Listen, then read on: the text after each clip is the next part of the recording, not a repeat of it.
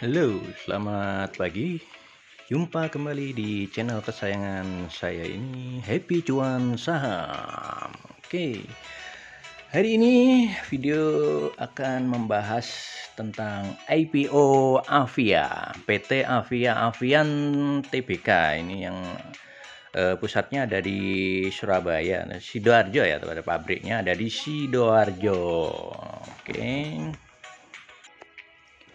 Oke, untuk rencana IPO-nya Avian ini ya udah bisa dipesan mulai tanggal 12 kemarin ya sampai hari ini 18 November 2021 dengan harga book buildingnya di 780 sampai 930. Saham yang ditawarkan cukup banyak ya, ada 62 juta lot ya, sekitar 6,2 M saham. Untuk prospektusnya bisa download sendiri ya di website resmi e-ipo.co.id. Oke, ini dia untuk anak perusahaannya ya. Ini anak perusahaannya ada SRP, TKB, BBS, TKTW ya ini. Nah, ini enggak semua 100% ya, ada yang cuma 50%, ada yang 67% ya.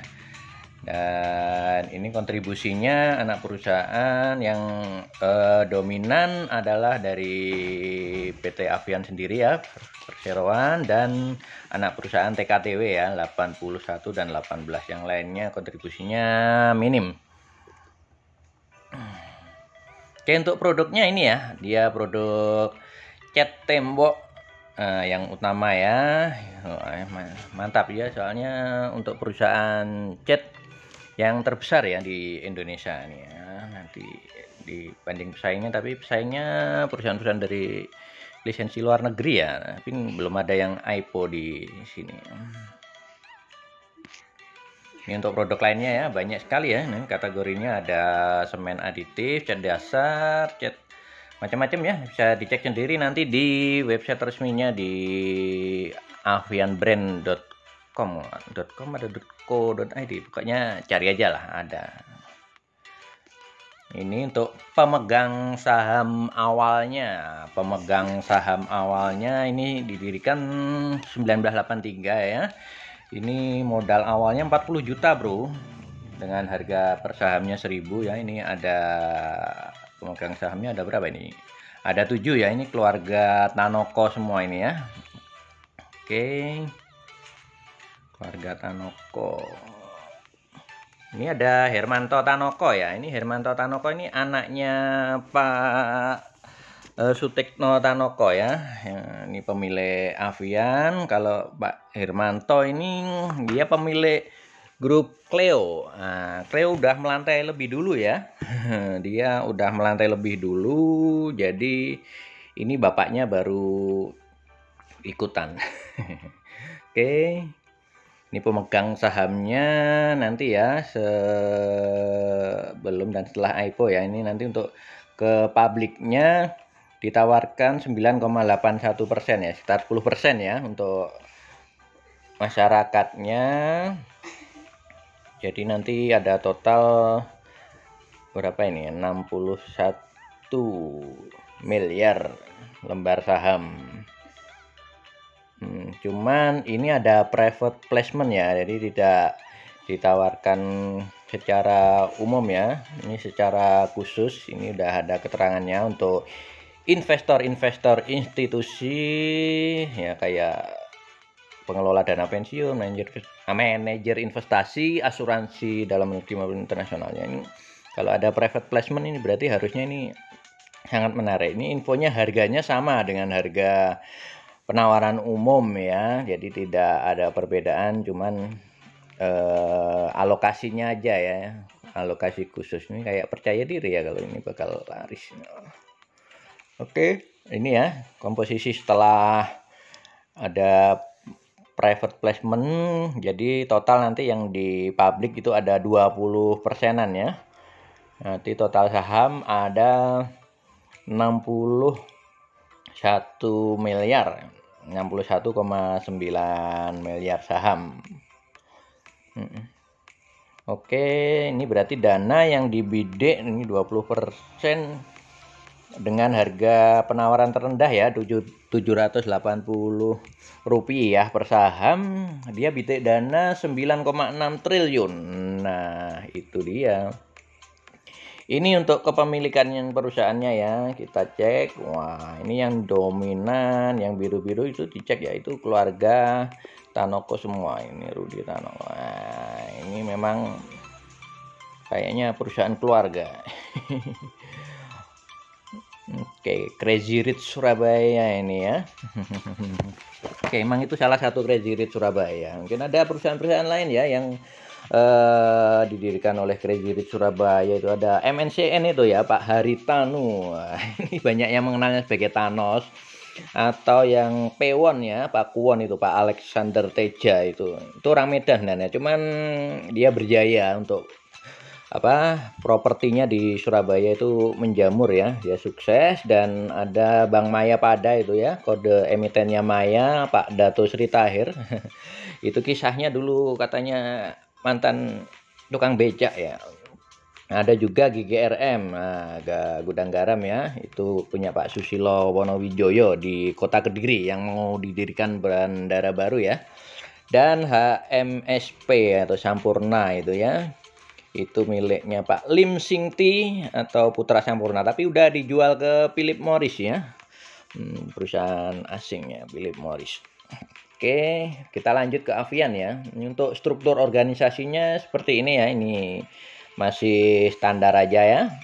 Oke, ya seperti itulah. Ada direktur, komisaris, presidir, ada komite audit, dan kotak-kotak manajer. Ini kan mau kerja di sini boleh ikut. Nah, ini yang penting ini penggunaan dana EPO 9,6 triliun tadi untuk apa? Ini 54% untuk modal kerja ya, beli persediaan, operasional, dan modal kerja lainnya. Yang 18,2% untuk anak perusahaannya ya, yang TKTW tadi ya, kontribusinya sekitar 18% tadi untuk modal kerja juga sama. Terus yang 14% untuk belanja modal atau capital expenditure ya, fasilitas manufaktur ya, bikin pabrik ketiga di Cirebon. Nah, fasilitasnya untuk apa ini? Beli mesin dan pusat distribusi, juga untuk ke anak perusahaan TKTW ya. Ini untuk, nah ini lihat, beli mesin kemasan kaleng ya, untuk kaleng catnya itu, pemeliharaan bangunan untuk renovasi, lalu untuk pengadaan peralatan kantor, lalu ada ini ya untuk sekitar yang D ya, poin D 13,3% untuk baru untuk bayar utang ya. Utangnya ini utang perseroan dan anak perusahaan TKTW.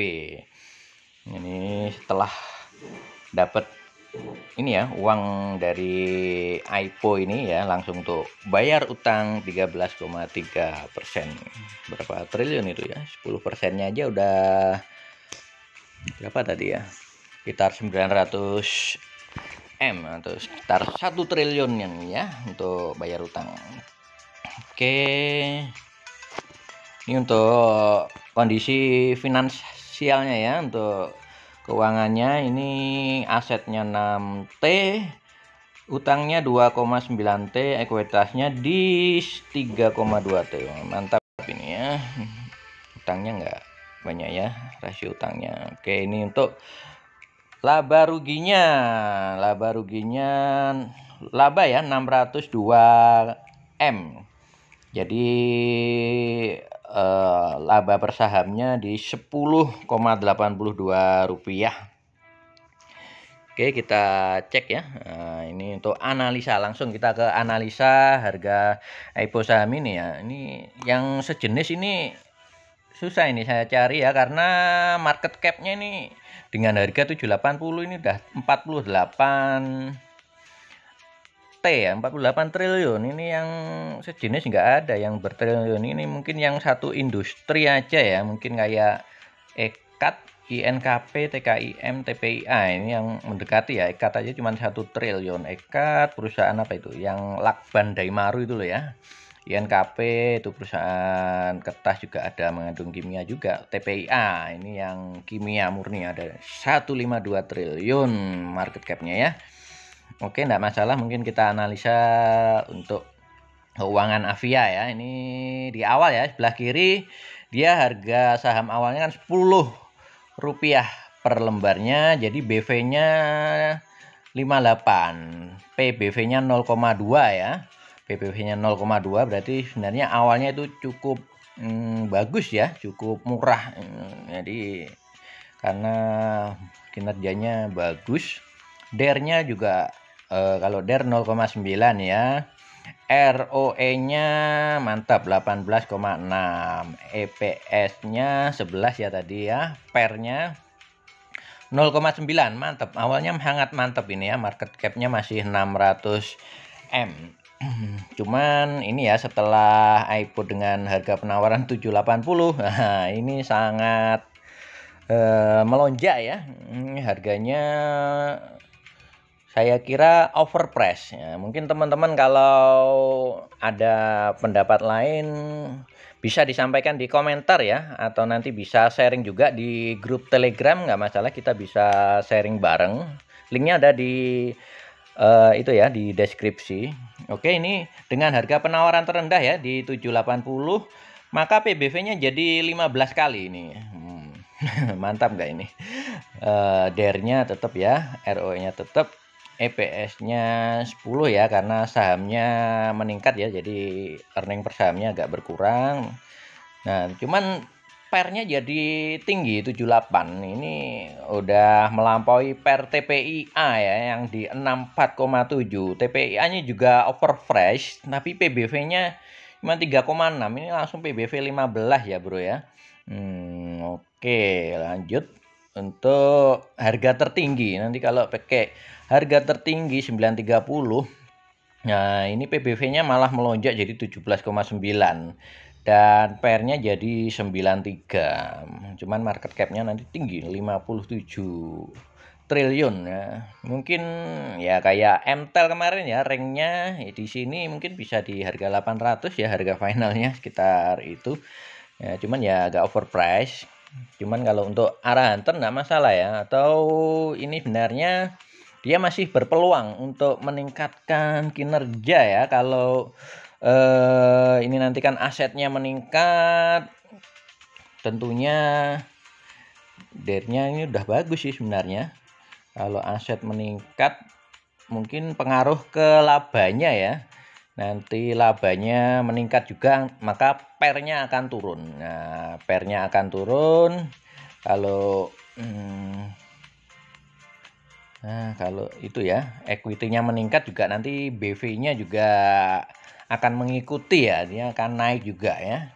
Tergantung equity-nya nanti ya, bisa asetnya termasuk ya macam-macam ya. Oke, jadi ini ada peluang dia harus berkinerja lebih baik untuk memperbaiki data ini ya, data analisa finansialnya, karena kurang menarik ya, karena kalau overpriced kayak gini ya. Oke, ini nanti untuk potensi arahnya ya. Ini potensi arah kira-kira di berapa ya ini? Potensi arah bisa ini ya, mungkin 1 kali udah cukup ya.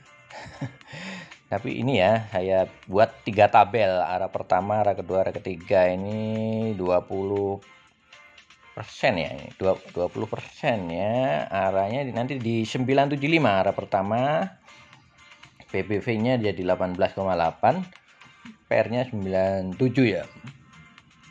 Untuk arah kedua itu ya, 22 PBV-nya, PER-nya 116. Ini ketinggian, jadi mungkin analisa arah 1 kali udah cukup lah ya.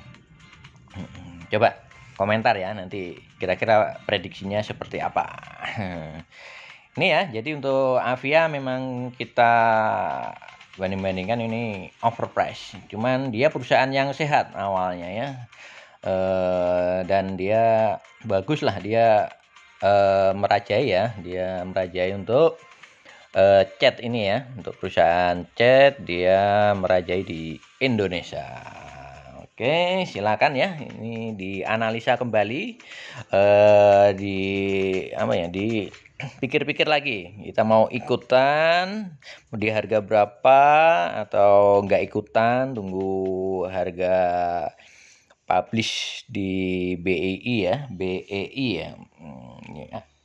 Karena lumayan juga ini, cukup besar ini dana yang mau dikeruk dari investor semacam ya kita ini ya, kita bener. Oke,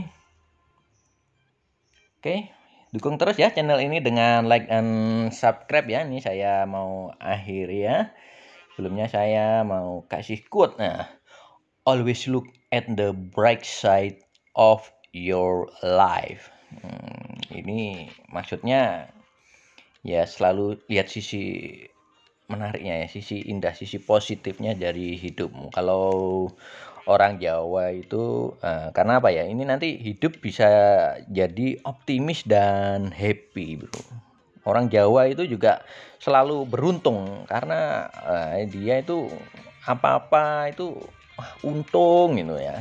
Kayak misalnya jatuh kecelakaan gitu ya, wah itu masih dianggap untung, masih dibilang wah untung sikile cuklek gak mate. Padahal udah jatuh sikilnya patah masih dibilang untung, untung gak mati ya. Itulah apa filosofi sebagian orang Jawa, enggak semua. Oke, gitu aja ya. Happy trading, happy cuan. Karena cuan bikin kita happy. Ya.